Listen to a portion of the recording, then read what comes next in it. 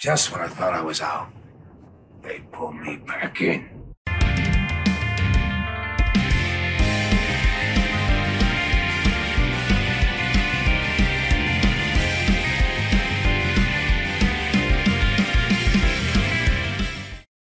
Now that I got my voice back, I can make videos again. And what better way to come back than to talk about the show that won't leave, The Rings of Power. This show stalks me. Every time I think I'm done with this thing, it pops back up like it's the woo-flu of TV shows. What's actually happening is the great Shilling. There are at least a dozen articles now trying to act like this was the greatest TV show ever, just piece after piece pretending the show wasn't a mess. It's kind of sad to see how hard the showrunners Payne and McKay are working to boost the second season.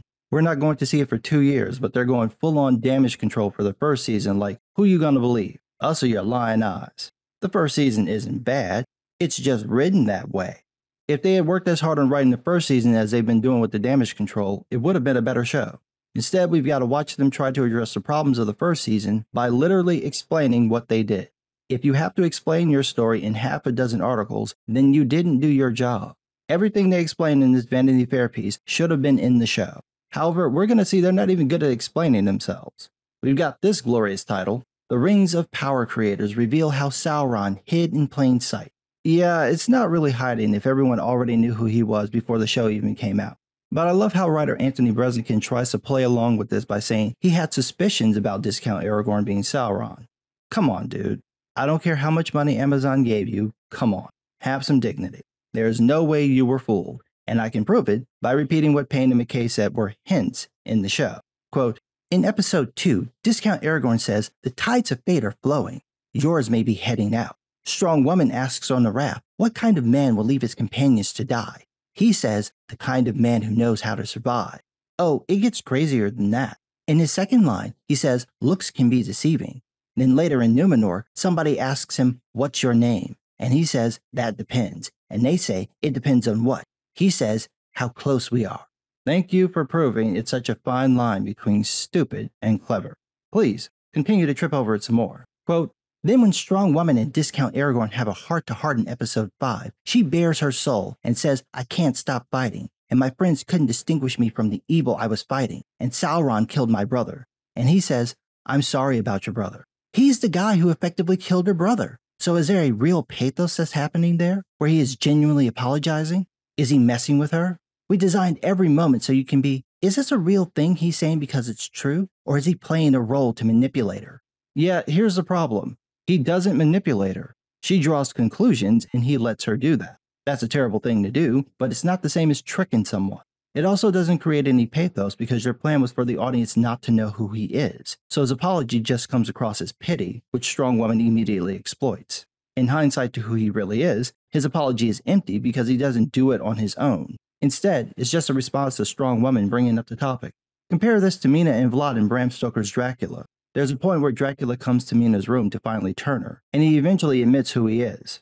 Mina then realizes that this man she loves isn't just a vampire, but that he also tormented her husband, Jonathan, and seduced, tortured, killed, and turned her best friend, Lucy. Caught in the wave of Mina's grief, we see Dracula is genuinely sorry for hurting her, but not for his actions. So when she tells him to turn her to take her away from all the death, he goes to do it but then stops because he loves her too much to condemn her to his fate. That's actually the second time he stops himself from turning Mina, showing that while he is monstrous and cruel, he's still capable of true love. That is pathos. You didn't do any of that. You had Discount Aragorn let his companions die, try to flee to Numenor, and then reluctantly fight after being tricked by Strong Woman. We get no sense that he has any remorse for what he's done because he never shows it. Instead, he tells us that he does, but only after Strong Woman realizes who he is. Then they try to explain this nonsense with the Mithril, first by explaining a bit with Discount Aragorn saying that the oars need to be coaxed together. Quote, it's a moment he's genuinely learning something as a character. I don't think he was just keeping that in his back pocket and tossing it on a table now. He's been trying to conquer and force people forever, but being with the elves and watching how they do things and watching what's effective, he sees another path and offers that up. Then that becomes the key that unlocks the entire thing. He was with the elves for all of 5 minutes. Seriously, between the time he arrives in Eregion and Celebrimbor forging the QVC rings, it's been what, a day? Maybe 2? In 48 hours, he learned the error of his ways.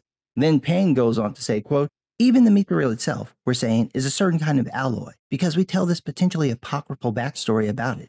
Whether people want to treat it as canon can or not, it's not, so no. It's a struggle between good and evil that was fused together in a moment of lightning, so even Mithril has a sort of duality to it as well. That doesn't make a lick of sense. You don't need Mithril as a metaphor for good and evil. You have men, dwarves, and elves. All beings have this conflict, so you could just have a person show it. Also, what does this have to do with Tolkien? Tolkien wrote about people having the capacity for evil and what happens when they ignore that evil in themselves and in others.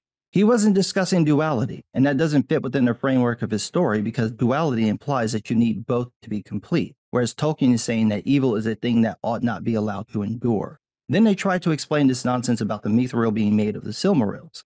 Bresnikan says that Tolkien never explained the origins of Mithril, so the showrunners took this as permission to just make something up.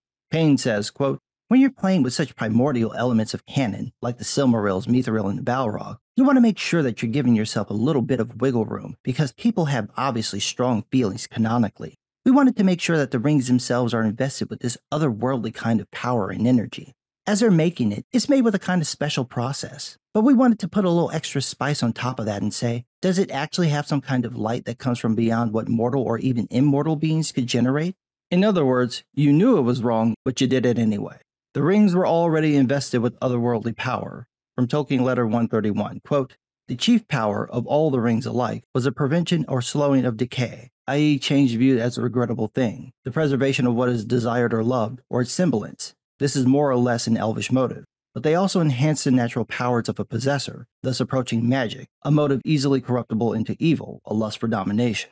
And finally, they had other powers, more directly derived from Sauron, such as rendering invisible the material body, and making things of the invisible world visible.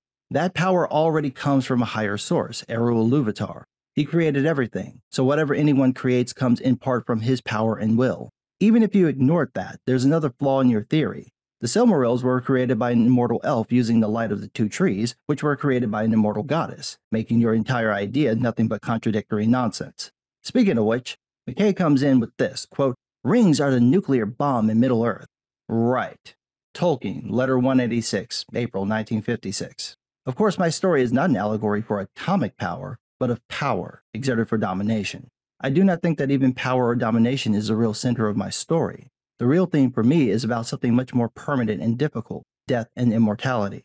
McKay then says, quote, "Everyone needs a ring. Everyone wants a ring. They become the ways that these different cultures are subdued. It creates immortality. Sauron's ring creates the entire mythos." Talk about missing the point. In Letter 131, Tolkien explains the origin of the Rings of Power. The elves were obsessed with preserving the world around them and wanted to make Middle-earth as great as Valinor. Sauron exploits this, helping them create the rings, which do just that, but he also had another motive. It was, quote, "a veiled attack on the gods, an incitement to try and make a separate, independent paradise." You've completely inverted what Tolkien wrote. No one sought out the Rings of Power. All of them, both the lesser and great rings, were given as gifts, and people didn't know the rings' full powers. This is why they were ensnared by Sauron. They had no idea what they were actually wielding, how the rings could prey on their inherent flaws, or how Sauron could control them. That's what made them so dangerous. You've taken what was clever subterfuge and turned it into an arms race. You've also shown your hand, because this is probably the plan for the next season. The men and dwarves will discover the elves have rings and want rings for themselves. That would make a fine story, just not in Tolkien's world. It's a total reversal of what he wrote, and because of how the first season went down, with 3 people knowing who Discount Aragorn actually is, you've created a whole new problem by having to explain how he's going to trick anyone into taking the rings once the elves say who he is, unless they plan to keep that secret. I've never seen anything like this. Every time Payne and McKay change something, they make it worse and make more problems for themselves. For example, they tried to explain the origin of the 3 Terps. Now, you'd think they would have done this in the show so the characters made sense, but no. They're doing it in an interview 2 weeks after the show ended. McKay explains, quote, "We like the idea that there are different forms of magic in Tolkien. The visual storytelling hopefully suggests that these witches are lesser conjurers than one of the wizards would be, and are bested here, but they escape in another form. Their true appearance in the world of the unseen is hideous and horrible, and some kind of magic is making them beautiful." Yeah, I didn't get that at all. It looked like Meteor Man killed them. Also, Tolkien doesn't really deal in magic. The Ainur and the elves understand how things work, understand their nature, and as a result can manipulate those things to achieve what they want, doing something similar to how Gambit from the X-Men releases kinetic energy from objects, or how Iceman can freeze things. They're controlling the natural process or coaxing out hidden properties. I don't know how you read Tolkien and didn't realize this. It's flat out explained to Frodo and Sam near the beginning of Fellowship. Then they play footsie with Meteor Man. When asked to confirm whether he's Gandalf, the showrunner says that he could be one of the Blue Wizards because they went east, or he could be Saruman because, quote, Saruman has spent real time in the east. Certainly he says some things and does some things that feel very Gandalf-y, so the jury could still be out. I don't know what book you read, but whatever, dude. What's the point of trying to trick the audience about Meteor Man's identity anyway? Finally, Bresnikan asks them about the reaction to the show, and they give the typical, we just paid attention to the people who liked the response. When asked about whether they would change anything for the second season, Payne said, quote, we wrote most of season 2 before season 1 came out. We're refining the last bits of it now as we're starting to shoot. But really, the cake was kind of baked before the audience response came in. Yeah, that's not true. The cake is not baked. You just wrote down the recipe. You're filming right now, so if it ain't in the can, it can be changed. Studios have done that before, and with 2 years until the second season airs, there's plenty of time for the Amazon studio to demand rewrites. Whether Amazon forces changes, we'll have to see. Considering that as soon as the season ended, people stopped talking about the show, I think Amazon is going to want some rewrites. How extensive? Who knows? But I doubt y'all ain't getting binders full of notes on what to change, especially with comments like this, quote, so I think in some ways the audience response, we're a year ahead of that because we saw it a year ago and we were like, here it really seems to work and here maybe it's not working as well as we might have hoped or thought it would. So to the extent there's a course correction, it's just us building on the strengths of the show and on the strength of our actors and our designers.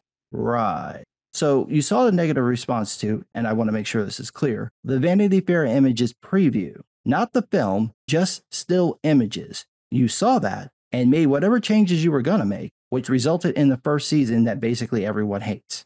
Yeah, Amazon, you're going to want to be in they ass, locked tight like a conservative rimming Elon Musk.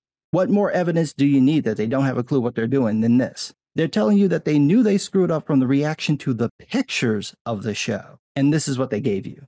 If you don't require some rewrite and bring in some people who know what they're doing, maybe you shouldn't be running the studio. But what do I know? I'm just some guy.